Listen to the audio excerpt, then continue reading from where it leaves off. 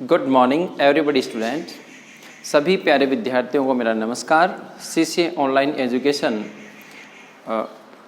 में चैनल में आपका सभी का हार्दिक स्वागत है। आशा करता हूं कि सभी लोग आप से सुरक्षित होंगे और इस कोविड-19 महामारी के दौर में आप घर पर रह के सुरक्षित रह रहे होंगे। आशा करता हूं ये दौर सही गुजर जाए। अपन जो चर्चा कर रहे थे, विषय की बात कर रहे थे, वो सरकार के अंगों के बारे में अपन चर्चा कर रहे थे। बेसिकली अपन ने यहाँ तक चर्चा कर चुके थे कि सरकार के 3 अंग हैं, उसमें कार्यपालिका, व्यवस्थापिका और न्यायपालिका है। तो इन तीनों अंगों में अपन जिस विषय की चर्चा कर चुके, कार्यपालिका टॉपिक अपना समाप्त हो चुका और इसी कड़ी में अपना जो टॉपिक है व्यवस्थापिका, जिसे भारत में संसद कहा जाता है, इसके बारे में अपन क्या कर रहे थे, चर्चा कर रहे थे। इस चर्चा के दौरान अपन ने जो संख्या वगैरह थी या गठन था लोकसभा और राज्यसभा की, उनकी चर्चा कर चुके हैं। संसद का तात्पर्य अपन ने देखा था। बेसिकली संसद में 2 सदन हैं, लोकसभा और राज्यसभा। प्लस अंग की बात करूं तो 3 अंग हैं, लोकसभा, राज्यसभा प्लस राष्ट्रपति। तीनों से मिलकर संसद का क्या होता है, निर्माण होता है। क्योंकि कोई भी कानून बनता है दोनों सदनों द्वारा बनता है और उस पर जब तक राष्ट्रपति हस्ताक्षर नहीं करता तब तक क्या नहीं बनता, कानून नहीं बनता। तो ऐसी स्थिति में के आधार पर अपन अब जो आगे चर्चा करेंगे वो संसद की शक्तियां और उसकी कार्य प्रणाली है कि संसद के पास कितना पावर्स है और संसद किस तरह से अपनी कार्य प्रक्रिया संपन्न करती है। तो मैं बात करना चाहूँगा कि यहाँ पर संसद जो कार्य करेगी वो पहला कार्य कौन सा है। संसद का एक महत्वपूर्ण कार्य है, वो कार्य है आपका विधायी कार्य। कौन सा कार्य, विधायी कार्य है, जिसमें संसद क्या करेगी, विधायी का मतलब है कानून निर्माण संबंधी कार्य। संसद को जो महत्वपूर्ण कार्य दिया गया है वो बेसिकली कानून निर्माण संबंधी कार्य दिया गया है। यानी संसद कानून निर्माण करने का कार्य करती है। कानून से संबंधित है, आपने सूचियां शब्द सुना होगा। सूचियों का मतलब है किस किस विषय पर संसद कानून बना सकती है, किन सब्जेक्टों पर कानून बनाती है। तो सूचियां की बात करें तो एक होती है संघ सूची, एक होती है राज्य सूची और एक होती है समवर्ती सूची। इन सूचियों के बारे में कहूँ कि संघ सूची पर सेंट्रल गवर्नमेंट का पावर्स होता है और राज्य सूची पर स्टेट गवर्नमेंट का पावर होता है, जबकि समवर्ती सूची पर सेंट्रल और स्टेट दोनों गवर्नमेंट्स विषय पर क्या बना सकती हैं, कानून बना सकती हैं। और एक बाद में एक विषय जोड़ा गया जो अवशिष्ट विषय है, जैसे साइबर अपराध। तो साइबर अपराध एक अवशिष्ट विषय है, जो नया विषय उभर कर आया है, उस पर भी कानून बनाने का कार्य किसके पास है, केंद्र सरकार के पास है। तो मैं सीधा सीधा कह सकता हूँ कि संसद के जो पास पावर है, यानी कहने का मतलब है कि संघ सूची के विषय पर क्या बना सकती है, कानून संसद बना सकती है। दूसरी है समवर्ती सूची पर भी क्या बना सकती है, कानून बनाती है। और अवशिष्ट विषय पर संसद क्या बनाती है, कानून बनाती है। लेकिन कुछ ऐसे अनुच्छेद हैं जिनके आधार मानकर हम राज्य सूची के विषय पर क्या बना सकती है, संसद कानून बना सकती है। देखो एक अनुच्छेद है आपके सामने, जो आर्टिकल है वो आर्टिकल है 249। 249 अनुच्छेद ये कहता है कि कोई भी राज्य सूची का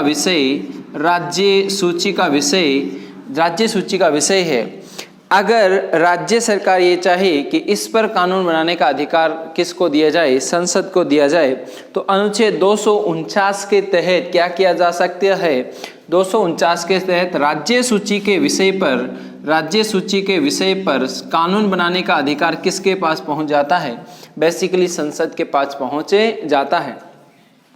एक आर्टिकल और आपको बताएं जो है 250 के तहत क्या प्रावधान किया गया है। अगर किसी राज्य में राष्ट्रपति शासन हो, द रूल्स ऑफ प्रेसिडेंट हो, तो उस कानून के तहत क्या किया जाएगा, 250 जब लागू हो जाए तो इस 250 के तहत राज्य सूची के विषय पर, यानी आपात उपबंध के समय, किसके समय, आपात उपबंध के समय राज्य सूची के विषय पर कानून बनाने का अधिकार किसको दिया जाता है, कानून बनाने का अधिकार बेसिकली संसद को दिया जाता है। एक अनुच्छेद और आपको बता दूं, उसकी भी चर्चा अपन कर लेते हैं। वो अनुच्छेद है 252। 252 ये कहता है, यानी 2 या 2 से अधिक राज्य ये कह दें कि कानून बना 2 या 2 से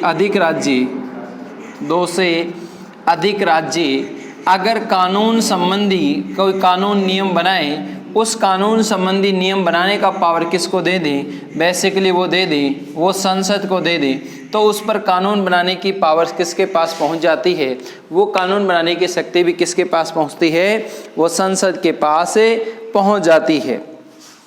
इसके अलावा संसद क्या कार्य करती है, संसद किसी राज्य का नाम बदलना हो या किसी राज्य की सीमा बदलनी हो, कोई फेरबदल करना हो, तो उसमें भी कार्य करने का कार्य कौन करती है, बेसिकली संसद द्वारा ही किया जाता है।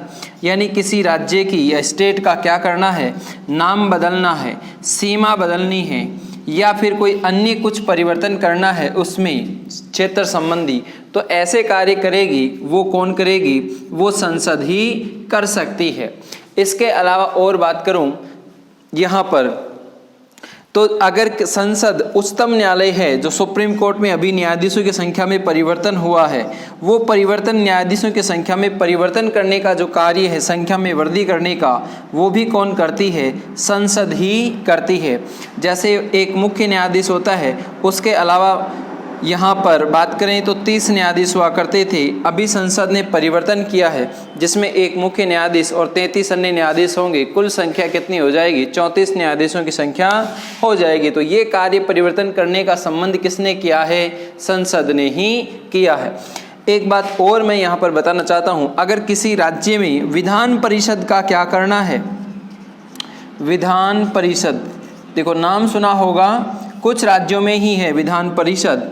बेसिकली मैं बताऊं तो विधान परिषद केवल भारत के 6 राज्यों में है, KUMBAT, कुंभाटी कह सकते हैं, कश्मीर, यूपी, महाराष्ट्र, बिहार, आंध्र प्रदेश, तेलंगाना, तो इन राज्यों में है। तो कैसे कर्नाटक बनेगा, यहाँ पर कश्मीर में अभी विधान परिषद मौजूद है, लेकिन अब इसको केंद्र शासित प्रदेश बनाया, उस समय इसकी संख्या में क्या हो जाएगा, यहाँ पर विधान परिषद समाप्त हो जाएगी। तो ये कार्य करने का कार्य भी कौन करेगी, संसद ही करेगी। जैसे संसद के जो 2 सदन हैं, लोकसभा और राज्यसभा, वैसे ही राज्य में होती है, वो राज्य में होता है विधानमंडल। इस विधानमंडल के भी 2 सदन होते हैं, एक तो विधानसभा और एक होती है विधान परिषद। लेकिन विधान परिषद कुछ राज्यों में ही गठित है, इसलिए 6 राज्यों में विधान परिषद है। ये इस विधान परिषद का गठन करने का कार्य किसका है, संसद का ही है।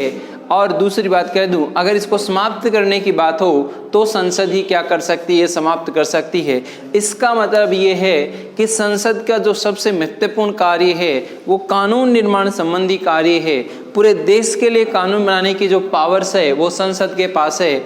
कुछ मामलों में राज्य सरकार पावरफुल है यहाँ पर कानून के संबंध में, लेकिन जब ऐसी स्थिति बन जाए जहाँ विवाद की हो या राज्य के बजाय केंद्र को ज़्यादा मान्यता हो, तो वहाँ राज्य सरकार के अलावा केंद्र सरकार ही क्या बनाती है, कानून निर्माण का कार्य करती है। ये ध्यान रखना है। तो सबसे पहले एक महत्वपूर्ण कार्य है वो कौन सा है, संसद का विधायी या कानून निर्माण संबंधी कार्य। अच्छा, अपन ने ये मैंने कहा कि सूचियां होती हैं वो 3 होती हैं। अच्छा, सूचियों की बात आई तो ये बताएंगे, संघ सूची के विषय संख्या पूछ ली जाए तो 2 रूपों का ध्यान रखना है। देखें इसमें 2 रूपों में कैसे ध्यान रखेंगे, एक तो मूल रूप से और एक वर्तमान में इनकी संख्या क्या है। तो देखो मूल रूप से इनकी संख्या परिवर्तन थी और वर्तमान में इनकी संख्या अलग है। किनकी, संघ सूची, राज्य सूची और समवर्ती सूची। अब मैं बात करना चाहता हूँ संघ सूची की। तो मूल रूप से संघ सूची में 97 विषय थी, वर्तमान में संघ सूची में 100 विषय काउंटिंग है। दूसरी बात करूँ राज्य सूची की, तो राज्य सूची में पहले कितने विषय थे, तो 66 थे, अब इनकी संख्या कितनी है, 61 है। और समवर्ती सूची में इनकी संख्या की बात करूं तो समवर्ती सूची में पहले 47 विषय थे, अब इनकी संख्या बढ़ गई है, कितनी, 52 हो चुकी है। और अवशिष्ट विषय में एक ही विषय शामिल आता है जी, ठीक है, जो है साइबर अपराध, जो नया कानून बन के आया है। इस कानून पर भी, इस पर कानून बनाने का जो पावर्स है या अधिकार है वो किसके पास है, बेसिकली संसद के पास ही है। ऐसा कोई नया विषय जुड़ जाए जिस पर कानून निर्माण नहीं हो तो उस पर कानून बनाने का अधिकार किसको है, संसद को है। ये ध्यान रखना है।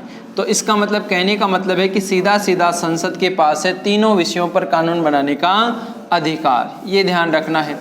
आगे अपन ने बात की कि राज्य सूची पर ऐसा कुछ प्रावधान किया जा सकता है जिससे राज्य सूची के विषय पर कानून बनाने का अधिकार है वो किसके पास आ सकता है, वो कानून बनाने का अधिकार है वो किसके पास आएगा, संसद के पास। अनुच्छेद 249 ये कहता है कि राज्य सूची के विषय पर राज्य सरकार ये कह दे कि इस पर कानून बनाने का कार्य किसको है, संसद को है, अपना कार्य वो दूसरों को सौंप सकती है तो बना सकता है। एक अनुच्छेद 250 है जिसमें आपातकाल के दौरान भी राज्य सूची के विषय पर कानून बनाने की शक्ति किसके पास होती है, वो संसद के पास होती है। एक बात यह है 252 में कि 2 या 2 से अधिक राज्य मिलकर ये कह दे कि कानून निर्माण करना किसको है, संसद को, तो भी किया जा सकता है। अगर किसी राज्य का नाम परिवर्तन करना है, ठीक है, तो उस राज्य का नाम परिवर्तन करने का अधिकार भी, जैसे ओडिशा हुआ है नाम परिवर्तन, तो उसका ये भी ध्यान रखना है। किसी राज्य की सीमा बदलनी है तो सीमा बदलने का कार्य भी संसद के पास है, और क्षेत्र संबंधी कोई वाद विवाद हल करना हो तो संसद ही कर सकती है। जैसे अपन ने बांग्लादेश के साथ 111 क्लेव जो क्षेत्र थे वो अपन ने उसको दिए हैं और 51 क्षेत्र है अपन ने उससे लिए हैं। तो ऐसी स्थिति में कार्य करने का जो पावर्स है वो किसके पास है, संसद के पास है। एक बात करूँ मैं, सुप्रीम कोर्ट के जो न्यायाधीशों की संख्या है उस न्यायाधीशों की संख्या में बदलाव करने की पावर्स है वो किसके पास है, वो भी संसद के पास है। मूल रूप से आप कमेंट्स करके बताएंगे कि संसद ने जो पहले जो विषय थे उन विषयों की संख्या कितनी थी, हमने चर्चा की है। दूसरा प्रश्न है आपके समक्ष से, सर्वोच्च न्यायालय के न्यायाधीशों की संख्या सन 1948 में कितनी थी, ये ध्यान रखें। मुख्य न्यायाधीश अलग होता है, बाकी अन्य न्यायाधीश अलग होते हैं। तो समय समय पर इसमें क्या किया गया है, परिवर्तन किया गया है। आगे देखेंगे यहाँ पर पहला कार्य हुआ वो विधि निर्माण संबंधी या कानून निर्माण संबंधी है। दूसरा कार्य है वो है आपका कार्यपालिका संबंधी। कौन सा है, कार्यपालिका संबंधी कानून या कार्यपालिका संबंधी शक्तियां कह सकते हैं। इसमें कार्यपालिका से संबंधित क्या शक्तियां होती हैं संसद के पास। अच्छा, तो कार्यपालिका में जो पदाधिकारी आते हैं वो किसके अंडर में आते हैं या किसके नियंत्रण में कार्य करेंगे, तो वो कार्य करेंगे किसके नियंत्रण में, सीधा सीधा अपन ये कह सकते हैं कि वो संसद के प्रति ही कार्य करेंगे, जैसा संसद चाहेगी वैसा। क्योंकि यहाँ पर ये हम कह सकते हैं जो कार्यपालिका के पदाधिकारी हैं, कार्यपालिका के पदाधिकारी जिसमें अपन कह सकते हैं राष्ट्रपति या फिर उपराष्ट्रपति या फिर संघीय मंत्री परिषद के जो पावरफुल व्यक्ति कैबिनेट स्तर के, राज्य स्तर के और मंत्री हैं, तो उन व्यक्तियों को क्या कह सकते हैं, ये पदाधिकारी हटाने का कार्य है। चाहे राष्ट्रपति पर महाभियोग प्रक्रिया जो अनुच्छेद 61 के तहत अपन ने चर्चा की थी, तो इन पदाधिकारियों को हटाने का कार्य किसका है, संसद का है। ठीक है, तो संसद हटा सकती है, तो संसद का खुद क्या है, ये कार्यपालिका संबंधी नियंत्रण की शक्ति का कार्य है, यानी पदाधिकारियों पर नियंत्रण रखना, ये भी ध्यान रखना है। तो अगर किसी की आलोचना करना है या पदाधिकारियों को हटाना है, उस पर नियंत्रण रखना है, तो ये हटाने का कार्य या फिर उनको उन पर उनकी क्या करना, आलोचना करना या शासन संबंधी कुछ गलतियों पर उनको सूचित करना, ये सारा कार्य किसका है, ये संसद का ही है।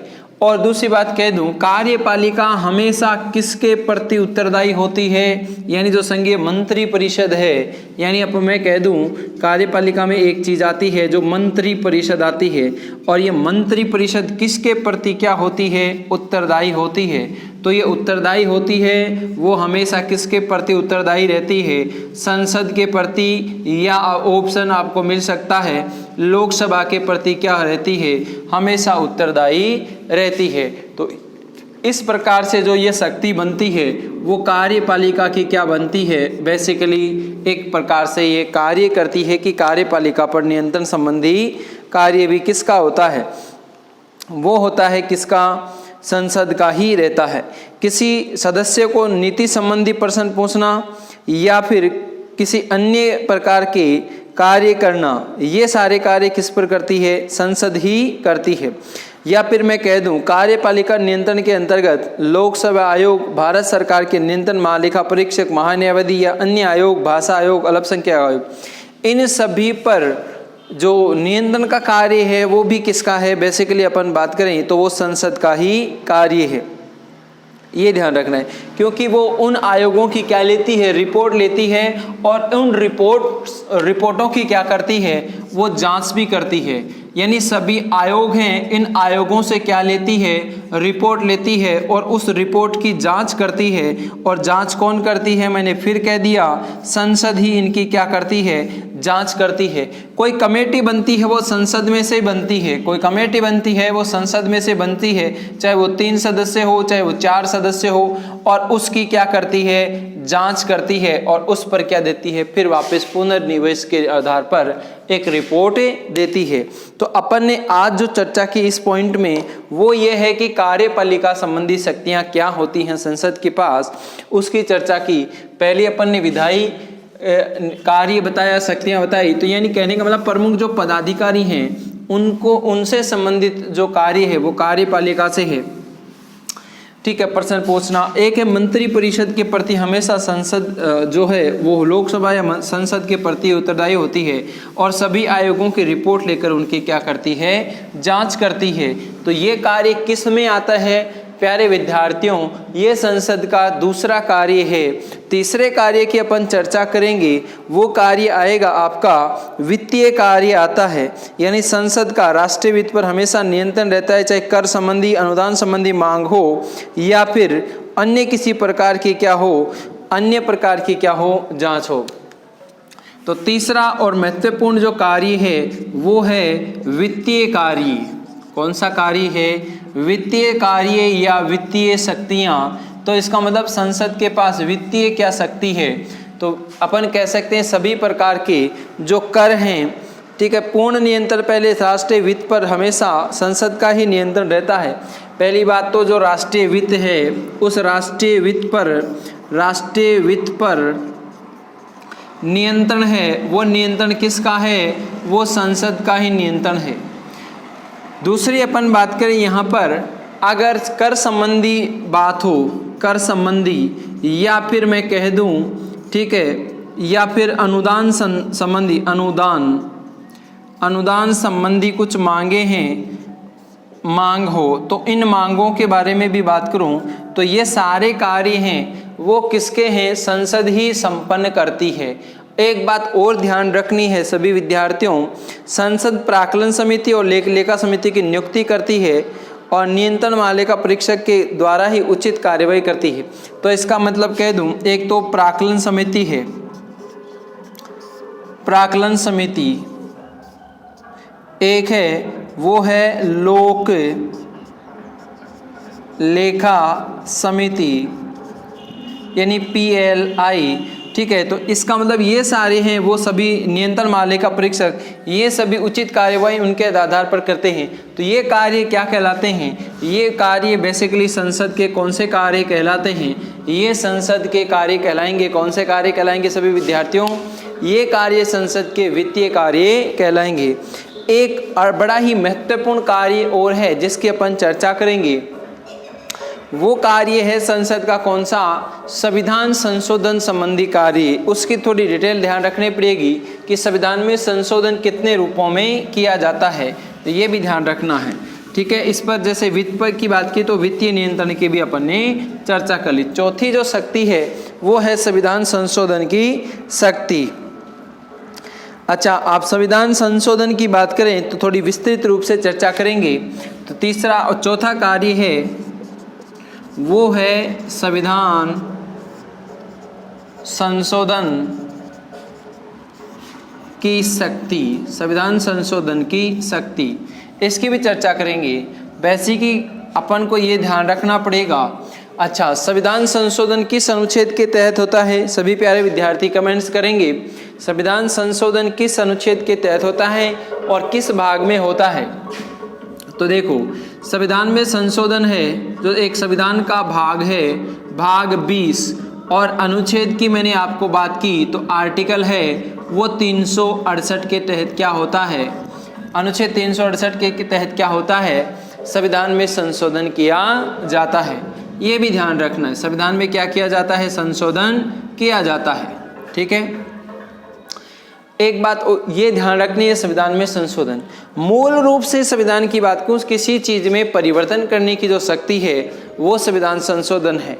एक प्रश्न आपके सामने और आया है, बड़ा ही लेटेस्ट क्वेश्चन है, संविधान में संशोधन अब तक कितने संशोधन हो चुके हैं, अब तक पहले मैं बता चुका हूं अब तक कितने संविधान संशोधन हुए, कितने संविधान संशोधन हुए हैं। ये प्रश्न फिर से कमेंट्स करके बताएंगे अब तक कितने संविधान संशोधन हुए हैं, कमेंट्स जरूर लिखेंगे। आगे बात करूं मैं संविधान में संशोधन की बात करूं तो 368 के तहत पहले वाले वीडियो में बताया हुआ है, तो याद जरूर रखें इन चीज़ों को। अब देखो संविधान में संविधान का जो भाग 20 है अनुच्छेद 368, उसमें कहा गया है कि संविधान में 2 प्रकार से संशोधन होते हैं मूल रूप से, लेकिन हम अमूमन कितने प्रकार से संशोधन करते हैं प्यारे विद्यार्थियों? 3 प्रकार से संविधान में संशोधन करते हैं। देखो संविधान में जो संशोधन है वो 3 तरह से है। यहाँ पर सबसे पहले है साधारण बहुमत, साधारण बहुमत से संशोधन। एक है विशेष बहुमत, कौन सा है? विशेष बहुमत से संशोधन। और तीसरा है विशेष बहुमत प्लस आधे राज्यों की सहमति, आधे राज्यों की क्या होती है? सहमति होती है। ये ध्यान रखना है। तो 3 तरह से संशोधन हुए। मैंने कहा कोई कानून निर्माण करना है, कानून निर्माण के लिए साधारण बहुमत का मतलब है अगर उस कानून को बनाने के लिए संसद के दोनों सदनों द्वारा 50% प्लस 1% ने अगर क्या कर दी? अनुमति दे दी। 50% प्लस 1% ने अनुमति दे दी, तो ये क्या है? साधारण बहुमत से संशोधन हुआ। अगर विशेष बहुमत का मतलब है 2/3 राज्यों की अनुमति एवं उनके साथ साथ ये है कि सीधा सीधा बहुमत हो गया, सहमति हो गई, यानी 66%, तो 66.66% हो गई तो विशेष बहुमत हो गया। और तीसरा है विशेष बहुमत प्लस आधे राज्यों की सहमति, यानी 2/3 राज्यों की अनुमति, यानी 66.66% उनकी अनुमति प्लस आधे राज्यों के 1/2 राज्यों की, अन्यों की राज्यों की क्या हो जाएगी? यानी ये तो हो गया सीधा सीधा 2/3 बहुमत किसका? संसद का, और राज्यों की अनुमति नहीं है। लेकिन यहाँ पर हो गया कि संसद का प्लस यहाँ पर क्या है? राज्य भी क्या है? समर्थन में है आधे, तो वो परिवर्तन किया जा सकता है। जैसे मैं कह दूं अगर किसी राज्य की सीमा में क्षेत्र में परिवर्तन करना है तो वो किस बहुमत से होगा? साधारण बहुमत से। अगर आपको परिवर्तन करना है किसमें? अगर मौलिक अधिकार में परिवर्तन करना है, डीपीएसपी में परिवर्तन करना है, तो यह परिवर्तन विशेष बहुमत से होगा। प्यारे विद्यार्थियों, तीसरी बात ये ध्यान रखनी है, अगर आपको राष्ट्रपति के निर्वाचन प्रणाली में परिवर्तन करना है, राष्ट्रपति के निर्वाचन प्रणाली में तो परिवर्तन करना है या प्रक्रिया में परिवर्तन करना है, तो विशेष बहुमत के साथ साथ आधे राज्यों की क्या होनी चाहिए? सहमति होनी चाहिए, तभी क्या किया जा सकता है? परिवर्तन किया जा सकता है। तो ये भी क्या है? संसद के क्या है? शक्तियां हैं। ये संविधान संशोधन का क्या है? एक बहुत बड़ा अच्छा तरीका है, जिसे आप स्क्रीनशॉट भी ले सकते हैं, ठीक है, और कमेंट्स बॉक्स में आप लिख सकते हैं। अब तक मैंने कहा कि यहाँ पर कितने संविधान संशोधन हो चुके हैं, तो यहाँ पर 2020 तक अनुच्छेद में ये कह सकते हैं कि पहले जो परिवर्तन थे अलग थे, आज वो परिवर्तन कितने हो चुके हैं? 104 संविधान संशोधन हो चुके हैं 2020 तक। तो यहाँ पर कह सकते हैं 104वां जो संविधान संशोधन हुआ वो 100 माध्यमिक शिक्षा बोर्ड में अभी अपडेट नहीं हुआ है, वो 103 है, यहाँ पर अपडेट है, ठीक है, कंपटीशन क्लासेज में पूछे जाते हैं। तो ये 104 संविधान संशोधन हो चुका है, यहाँ पर अपन को ये ध्यान रखना है, ठीक है। तो आरक्षण संबंधी ये बढ़ावा दिया गया है। अपन ने संसद की शक्तियां पढ़ी हैं और कार्य प्रणाली है, संसद किस तरह से कानून बनाती है, तो उसमें वाचन होते हैं। सभी विद्यार्थियों को ध्यान रखना है, संसद कानून बनाती है वो वाचन के तहत बनाती है, जिसमें वाचन की प्रक्रिया है वो 3 क्या होते हैं? वाचन होते हैं। प्रथम वाचन होता है जिसमें साधारणतः कानून निर्माण प्रेषित किया जाता है। दूसरा वाचन होता है उस पर क्या की जाती है? उस पर बहस की जाती है। और तीसरा वाचन होता है, प्रक्रिया में चरण 7 होते हैं, लेकिन 3 वाचनों के तहत क्या होता है? कानून बनता है। तो ये भी अपन को क्या करना है? ध्यान रखना है, ठीक है। प्यारे विद्यार्थियों, एक बात और ध्यान रखूं कि कार्य प्रणाली में एक शब्द आता है, वो शून्य काल क्या है? तो यहाँ पर यह प्रश्न काल क्या है? तो प्रश्न काल और शून्य काल की चर्चा करूं तो एक बात आती है प्रश्न काल क्या है। यहाँ पर कोई प्रश्न पूछने का जो तरीका है वो प्रश्न काल कहलाता है। यानी संसद द्वारा क्या किया, संसद में जो चलती है उस बैठक में अन्यत्र कोई व्यक्ति पूछा जाता है, उसमें अलग अलग प्रश्न होते हैं। एक तो प्रश्न होता है तारांकित प्रश्न, एक होता है अतारांकित प्रश्न, तो इनकी चर्चा भी की जाती है। एक शब्द आता है आपका शून्यकाल, यानी 12 बजे जो कार्य शुरू होगा उसे शून्यकाल का नाम दिया गया। और तारांकित प्रश्न ये 11 से 12 बजे का तक का समय होता है, ठीक है। तो मौखिक और लिखित रूप से प्रश्न पूछने का तरीका है वो तारांकित प्रश्न कहलाते हैं। ये अलग चर्चा है। संसद कोई विषय पर ध्यान आकर्षित करना चाहता है, मुद्दा उठाना चाहता है, उसके लिए एक प्रस्ताव पेश किया जाता है, उसे ध्यान आकर्षण प्रस्ताव भी कहा जाता है। या फिर कोई बात हो जाए, कार्य संपन्न हो जाए तो धन्यवाद प्रस्ताव भी पेश किया जाता है। तो ये संसद अपनी कार्य प्रणाली में क्या करती है, कार्य करती है। अपन ने सभी दोस्तों सभी प्यारे विद्यार्थियों, आज अपन ने जो चर्चा की है वो संसद के कार्यों की चर्चा की और शक्तियों की चर्चा की, जिसमें संसद कोई भी कानून बनता है उस पर अनुमति देती है, उसमें पारित होता है। तो पहला है विधायी कार्य, कानून निर्माण संबंधी कार्य, दूसरा है कार्यपालिका संबंधी कार्य, तीसरा अपन ने पढ़ा वित्तीय कार्य, और चौथा पढ़ा हमने संविधान संशोधन की शक्तियाँ, संविधान में संशोधन। मैंने कहा 3 तरीके हैं, तीनों तरीकों की विवेचना की है कि साधारण बहुमत से होता है, विशेष बहुमत से होता है, विशेष बहुमत और आधे राज्यों की सहमति से होता है। यहाँ पर जैसे किसी छोटा कार्य करना हो, नाम सीमा परिवर्तन करना हो तो साधारण बहुमत से, विशेष कार्य करना मतलब 2/3 बहुमत से, मौलिक अधिकार नीति निर्देशक तत्व में परिवर्तन करना है तो 2/3 बहुमत से, और तीसरा है कि अगर राष्ट्रपति निर्वाचन प्रणाली में परिवर्तन करना हो तो 2/3 बहुमत के साथ साथ आधे राज्यों की अनुमति भी होना क्या है, जरूरी है। तो इस प्रकार से ये क्या है, ये संसद की क्या है, कार्य हैं। यहाँ पर संसद किस प्रकार से अपना कार्य करती है। एक पॉइंट और बनता है कि कुछ ऐसी शक्तियाँ हैं, कुछ ऐसी बातें हैं जिसमें लोकसभा, राज्यसभा और लोकसभा अपना अलग महत्व रखती हैं। यहाँ पर कि कुछ रूपों में क्या है, लोकसभा अपना महत्व रखती है और राज्यसभा अपना महत्व रखती है। तो कौन से हैं लोकसभा और राज्यसभा की मैं बात करूं यहाँ पर तो 2 हैं। ये सारी चीज़ें आपको, ठीक है, ये सारी चीज़ें आपको PDF में उपलब्ध हो जाएंगी प्यारे विद्यार्थियों, ठीक है। या फिर स्क्रीनशॉट लेकर आप अपनी कॉपी में क्या कर सकते हैं, इनको नोट डाउन कर सकते हैं। समय का सदुपयोग करें, ऐसा कोई बातें नहीं है। समय का आप बहुत ध्यान रखें। समय की बचत के लिए ही सरकार ने ऐसा कदम उठाया है कि ऑनलाइन सभी विद्यार्थियों को ज़्यादा से ज़्यादा ज्ञान वितरित किया जाए। तो सरकार की एडवाइजरी के अनुसार पालन करें। सरकार जो कार्य कर रही है वो आपके हित में कार्य कर रही है, ठीक है। और हम भी जो कार्य कर रहे हैं सभी विद्यार्थियों, वो आप ही के हित में कार्य कर रहे हैं, ठीक है। हम नहीं चाहते लेकिन फिर भी हमें पढ़ाना पड़ रहा है। क्यों? क्योंकि हम गुरुकुल पद्धति के क्या हैं, ज़्यादा समर्थन हैं। लेकिन यहाँ पर क्या है, आज ऐसी परिस्थितियाँ बनी हुई हैं जिससे ऑनलाइन क्लासेस चालू हैं, तो आप उन चीज़ों का क्या करें, व्यवहार में प्रयोग करते हुए उपयोग ज़्यादा से ज़्यादा करें। अच्छा, अब मैं बात करने वाला था कि लोकसभा के पास ऐसी कौन सी पावर्स हैं और राज्यसभा के पास ऐसी कौन सी पावर्स हैं जिसके तहत दोनों क्या हैं, अलग अलग अपना महत्व रखती हैं। देखो, राज्यसभा के पास कुछ ऐसी शक्तियां अलग हैं, राज्यसभा की शक्तियां अलग हैं, और लोकसभा की क्या हैं, शक्तियां अलग हैं। लोकसभा की शक्तियां कैसे हैं प्यारे विद्यार्थियों, थोड़ा ध्यान रखना। यहाँ पर लोकसभा एक महत्वपूर्ण कार्य कर सकती है। क्या? मैंने कहा एक अनुच्छेद बताया अभी आपको 249 के तहत। क्या बताया कि 249 के तहत ये बताया कि राज्य सूची के विषय पर, किस पर, राज्य सूची के विषय पर कानून निर्माण का अधिकार किसको दे सकती है, वो कानून बनाने की जो शक्ति है वो बेसिकली किसको दे सकती है, कार्य किसको सौंप सकती है, संसद को सौंप सकती है। तो ये एक क्या है, ये राज्यसभा के पास एक अलग शक्ति है।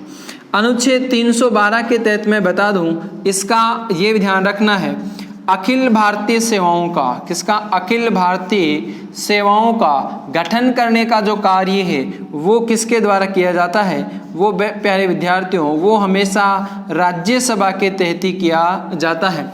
अखिल भारतीय सेवाएं होती हैं, उनके अगर गठन करना हो तो वो सारा कार्य किसके द्वारा किया जाता है, राज्यसभा के पास किया जाता है। एक कार्य और होता है कि उपराष्ट्रपति को हटाने का जो प्रस्ताव है वो हमेशा राज्यसभा में ही लाया जाता है। किसको? उपराष्ट्रपति को हटाने का, उपराष्ट्रपति को अगर हटाने का प्रस्ताव आए, क्या है, हटाने का प्रस्ताव किस में लाया जाता है, वो राज्यसभा में ही लाया जाता है। अच्छा, मैं बात करना चाहता हूँ लोकसभा के पास, तो यहाँ पर 75(3) के तहत किया गया है, आर्टिकल 75(3) के तहत ये प्रावधान किया गया है, 75(3) के तहत ये प्रावधान किया गया है कि यहाँ पर मंत्रिपरिषद है वो हमेशा किसके प्रति उत्तरदायी होगी, वो किसके प्रति उत्तरदायी होगी, वो हमेशा लोकसभा के प्रति ही उत्तरदायी होती है। ये हमें क्या करना है, ध्यान रखना है। एक बात और ध्यान रखनी है, लोकसभा के धन विधेयक केवल लोकसभा में ही प्रस्तुत किया जाता है, प्रस्तावित किया जाता है। तो एक आर्टिकल बनता है अनुच्छेद 109 के तहत, क्या प्रावधान है, धन विधेयक, कौन सा विधेयक, धन विधेयक हमेशा, धन विधेयक किस में पेश किया जाता है, लोकसभा में, धन विधेयक लोकसभा में ही क्या रखा जाता है, प्रस्तावित रखा जाता है।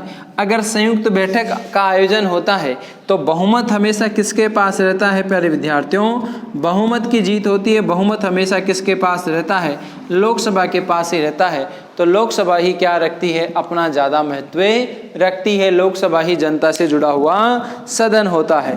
ये भी अपन को क्या करना है प्यारे विद्यार्थियों, ध्यान रखना है। तो ये चर्चा अपन ने की, आज अपन ने जो चर्चा की है वो यही चर्चा की है यहाँ पर कि संसद क्या कार्य करती है, संसद का जो कार्य है यहाँ पर। एक मैं बात करूँ, एक पॉइंट और बनता है, अगर पूछ लिया जाए तो लोकसभा अध्यक्ष जो पद हुआ करता था, जो स्पीकर हुआ करता था, उसके क्या कार्य हैं, तो वो सदन का कह सकते हैं। वैसे तो लोकसभा जो बनी हुई है, इस लोकसभा में जो अध्यक्ष है वो लोकसभा अध्यक्ष है, वो अपना क्या कार्य करता है। पहली बात तो ये है कि जो सदन का नेता है वो शांति बनाए रखता है, अनुशासन बनाए रखना है, ठीक है, अनुशासन बनाने का, शांति बनाए रखने का, या फिर किसी कार्य को क्या करना है, कार्य पर क्या करना, रोक लगाना है। तो अनेक कार्य हैं। वैसे अध्यक्ष की बात अपन ने कही थी, वो अनुच्छेद कौन सा था, वो आर्टिकल 93 था, जिसके तहत क्या करता था, लोकसभा अध्यक्ष के कार्यों का क्या दिया गया है, विवरण दिया गया है। तो ये अपन ने बहुत सारी चर्चाएं की हैं यहाँ पर और कुछ संसद से संबंधित कोई बात करनी हो तो आप कमेंट्स बॉक्स में लिख सकते हैं, आपको सफिशिएंटली क्या दिया जाएगा, उत्तर दिया जाएगा। ठीक है प्यारे विद्यार्थियों, आज की क्लास अपन यहीं समाप्त करते हैं। थैंक यू, धन्यवाद।